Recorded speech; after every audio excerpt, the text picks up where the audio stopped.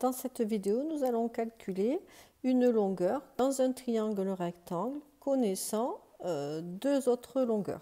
Donc, comme le triangle est rectangle, on va déjà faire un schéma pour modéliser la situation. Donc, il est rectangle en M, donc j'écris M, H, F. On nous dit que MH fait 12 cm et MF fait 9 cm. Et on nous demande quelle est la longueur FH. Donc, première chose, quand on a un triangle rectangle et que l'on connaît deux longueurs, on a le théorème de Pythagore qui nous permet de calculer la troisième longueur. Donc, que nous dit ce théorème?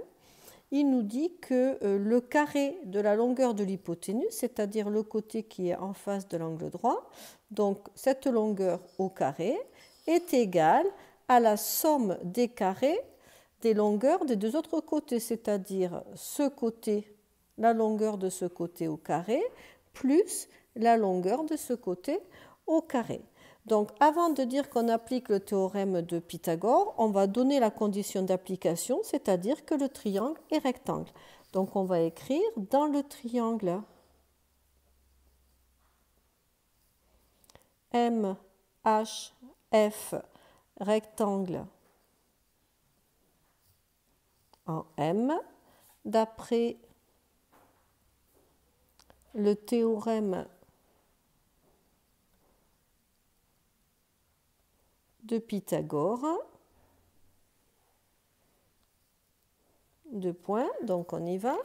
On sait que l'hypoténuse, c'est ici ce côté FH, donc le carré de FH est égal à la somme des carrés des longueurs des deux autres côtés, c'est-à-dire FM au carré plus MH au carré. On a écrit les conditions d'application, on a dit qu'on utilisait le théorème de Pythagore et on a cité l'égalité.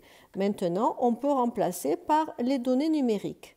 Donc, nous avons FH au carré qui est égal à 9 au carré plus 12 au carré.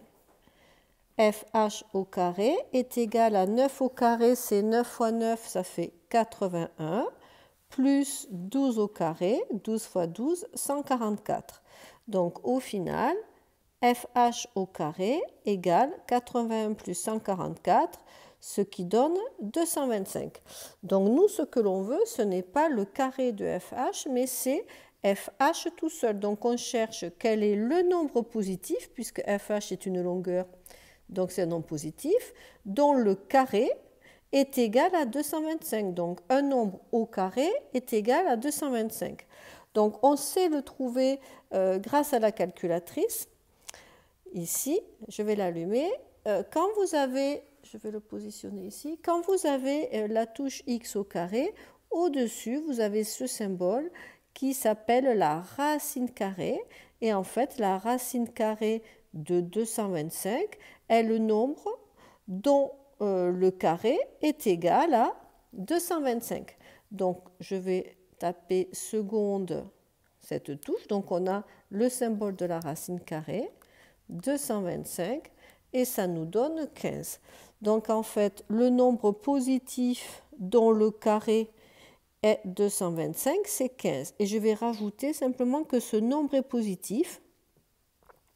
Comme ça, en fait, pour trouver directement 15, ce que l'on peut écrire, je vais peut-être rajouter une étape, je vais écrire racine carrée de 225. Voilà. Et donc, maintenant, on l'a calculé à la calculatrice, ça fait 15.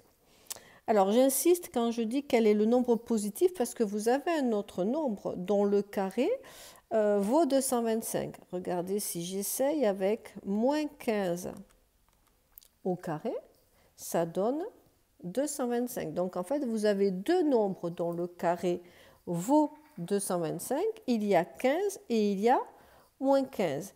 Et ici, nous n'avons pas le choix. Nous sommes ici en géométrie plane. Conclusion, les nombres qui sont en jeu sont des nombres positifs. Donc, il n'y a qu'une seule solution et c'est 15.